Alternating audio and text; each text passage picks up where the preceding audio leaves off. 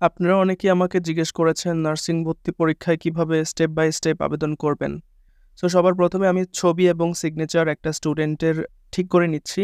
যেহেতু ছবির size 300x300 এবং সিগনেচারের সাইজ 300x80 হওয়া লাগে। সো আমি এই যে দেখতে পাচ্ছেন সিগনেচার ভ্যালিড বা পিকচার ইজ ভ্যালিড, তাহলে আমি আবেদনের পেজে চলে যাচ্ছি। সো আপনারা এই ওয়েবসাইটে এসে আবেদন করবেন। এখানে অ্যাপ্লাই অনলাইন অ্যাপ্লিকেশনে ক্লিক করবেন। আমি স্টুডেন্টের যে প্রাথমিক ইনফরমেশনগুলো সেগুলো এখানে সেভ করে রেখেছি আমি, যাতে করে তার বেসিক যে ইনফরমেশনগুলো এসএসসি ইন্টারের যে ইনফরমেশনগুলো সেগুলো এখানে টাইপ করে ফেললাম। এবং যে কোর্সে সে পরীক্ষা দিবে এখানে 3টা অপশন আপনারা দেখতে পাবেন, বিএসসি, ডিপ্লোমা এবং মিডওয়াইফারি। তো আমার স্টুডেন্ট ডিপ্লোমা ইন নার্সিংয়ে অ্যাপ্লাই করেছে, তারটা আমি দেখাচ্ছি আপনাদেরকে। সো আমি নেক্সটে ক্লিক করলাম। নেক্সটে ক্লিক করার পর এখানে কয়েকটা অপশন দেখাবে, আপনার মুক্তিযোদ্ধার সন্তান কিনা বা সন্তানের নাতি বা নাতনি কিনা, এবং আপনার এথনিক মাইনরিটি মানে ক্ষুদ্র নৃগোষ্ঠী কোঠা সেগুলো নেই, এই জন্য আমি নো দিয়ে দিয়েছি। তারপরে আমি স্টুডেন্টের যে প্রেজেন্ট অ্যাড্রেস এবং পার্মানেন্ট অ্যাড্রেস সেগুলো হচ্ছে আমি সিলেক্ট করলাম। এখানে ইম্পর্টেন্ট ব্যাপার হচ্ছে আপনারা জেলাটা ঠিকভাবে ফিল আপ করার ট্রাই করবেন। প্রেজেন্ট এবং পার্মানেন্ট অ্যাড্রেস আপনি আপনার জন্ম নিবন্ধন অনুযায়ী দিবেন। চেষ্টা করবেন পার্মানেন্ট এবং প্রেজেন্ট একই দেওয়ার জন্য জন্ম নিবন্ধন অনুযায়ী। তারপরে আমি চলে যাচ্ছি কলেজ চয়েসের অপশনে। সো আমার যে স্টুডেন্ট সে আসলে প্রাইভেটে পড়ার জন্য ইন্টারেস্টেড, সে গভর্নমেন্টে তার আশা নাই, বিকজ তার প্রিপারেশনটা তেমন স্ট্রং না।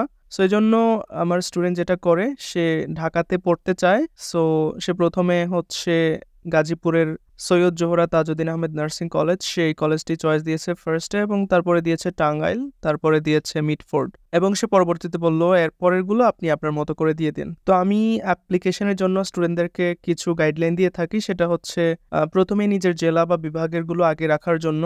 যদিও জেলা কোটা নেই, তারপরেও নিজ বিভাগের জেলা বা বিভাগের কলেজগুলো আগে দিলে চান্স পাওয়ার একটা প্রায়োরিটি থাকে। আরেকটা হচ্ছে আপনার স্কোর যদি মেধা তালিকায় থাকে, সেক্ষেত্রে কম প্রতিযোগিতা হয় যেসব কলেজে। আপনারা যারা আমার আগের ভিডিওগুলো দেখেছেন, আমরা কাটমার্কের একটা লিস্ট দিয়েছি গতবার, কে কোন কলেজে কত নম্বর পেয়ে চান্স পেয়েছে। যারা এখনো সেটা পান নাই, আমাদের হোয়াটসঅ্যাপ গ্রুপে সেটা দেওয়া আছে, কাইন্ডলি আপনারা দেখে নেবেন।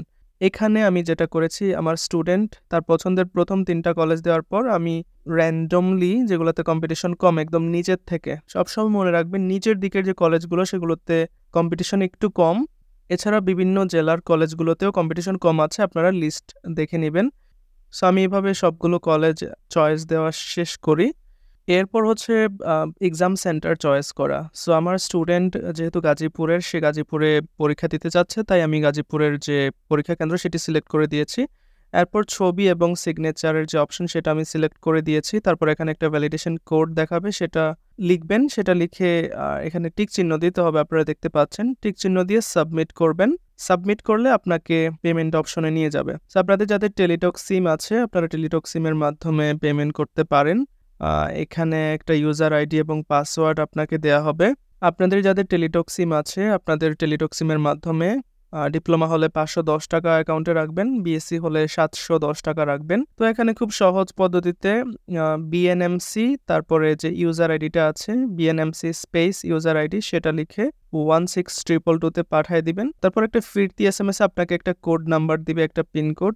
সেখানে মেসেজটাতে লেখা থাকবে যে আপনি টাকা পেমেন্ট করতে ইন্টারেস্টেড কিনা। আপনারা মেসেজটাতেই দেখতে পাবেন, লিখবেন বিএনএমসি স্পেস ইয়েস, তারপরে লিখবেন স্পেস ওই যে পিন নাম্বারটা, সেটা দিয়ে আবার 16222-তে পাঠিয়ে দিলে ফিরতি এসএমএস আপনাকে একটা ইউজার আইডি পাসওয়ার্ড দিবে। সেই ইউজার আইডি এবং পাসওয়ার্ড আপনি যখন এডমিট কার্ড তুলবেন তখন লাগবে। সো এভাবেই আসলে আপনারা অনলাইনে অ্যাপ্লাই করবেন। তবে হ্যাঁ, লাস্ট সাজেশন হচ্ছে মোবাইলে অ্যাপ্লাই করবেন না, চেষ্টা করবেন কম্পিউটার থেকে অ্যাপ্লাই করার জন্য। মোবাইলে অ্যাপ্লাই করলে অনেক সময় আপনারা ছবি এবং সিগনেচারের যে সঠিক সাইজ সেটা ঠিকমতো দিতে পারেন না। তারপরে আমি স্টুডেন্টের যে ফাইলটা সেটা সেভ করে রাখলাম এবং ওকে পাঠিয়ে দিয়েছি। সো এইভাবে আসলে স্টেপ বাই স্টেপ অ্যাপ্লাই করতে হবে।